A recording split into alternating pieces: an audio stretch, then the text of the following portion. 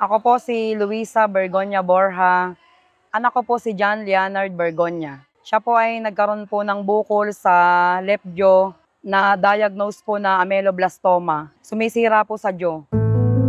Meron pong maliit na parang kasing laki ng mani na nakita namin sa gilid ng ngipin niya. Bigla lang tumubo. Nagpunta po kami sa dentist sa Orion. Ikakat lang daw niya. Within 1 month, 2 months, para pong naging active.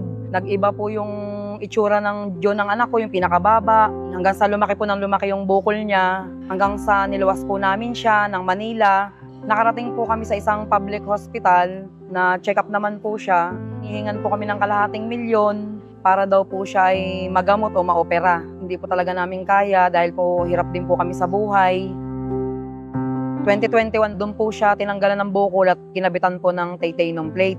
Nangyari po ay pilit pa rin po lumalabas yung titanium plate na dapat po ay hindi lumabas. Ngayon po hindi po nakakakain yung anak ko sa loob po ng 3 taon, 2021, 2022, 2023. Naka-NGT po siya, naka-HOS, nagbe-blenderize po ng pagkain.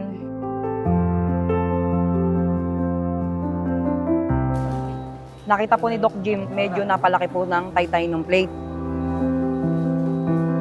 Kaya po ang naging desisyon po, binawasan po yung titanium plate niya.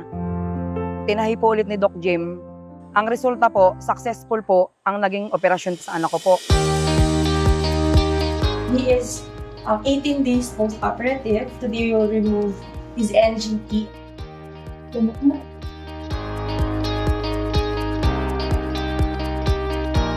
Yeah, okay. Sure?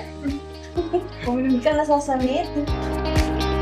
Second week, the nasogastric tube was removed.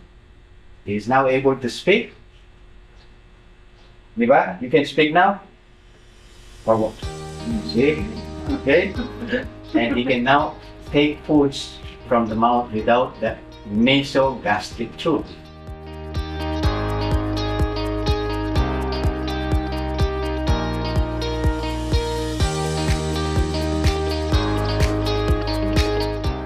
This is now 6 months after surgery. We are going to reduce the size of the flap.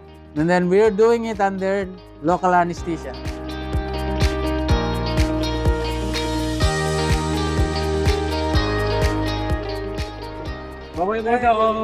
Sige.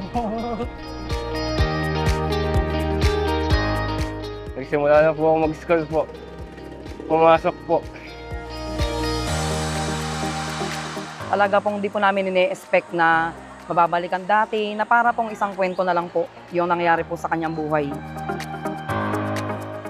Kay Doc Jim po, sa Hospital on Wheels, talaga pong lubos po kaming nagpapaabot ng maraming salamat po. Sa tulong po nila, mabibigyan po talaga ng panibagong buhay na malaya, na wala na pong sakit na dala-dala sa anak ko po. Maraming salamat po sa Hospital on Wheels at lalo na po kay Doc Jim Sanchez. Salamat po.